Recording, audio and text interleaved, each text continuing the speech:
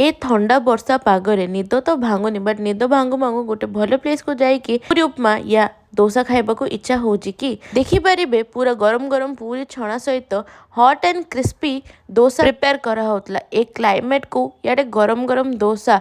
Perfect combination मु order करथली rava dosa because it's my favourite ता सहित मते मिलता देखिपारे सांबर चटनी करी एंड दी प्रकार chutney it was very tasty and delicious सेटा को टेस्ट करके मु भाविली चलो आ गोटे कम पे ना मसाला डोसा ऑर्डर करने देखिपार देखा बहुत सुंदर था एंड टेस्ट भी पूरा लाजवाब थिला तो आपण मानक रोड साइड स्टैंड होगी खाइबा को दरकार नहीं आराम से सिटिंग एरिया को जाइए आपणकर ब्रेकफास्ट एंजॉय करें एंड खाली डोसा नहीं इडली पूरी उपमा हलवा सब जिनस मिलूला whether you are South Indian lover or not but you will love the sambar and chutneys it was very tasty से पूरी उपमा आउ हलवा ट्राए करने को मु इच्छा करी तो आपण मन लोकेशन तो जानी पार्थिबे एडा होची रेलवे स्टेशन रोड रे it's a highly recommended place आउ डेरी न करिकी काली ही विजिट करंतु।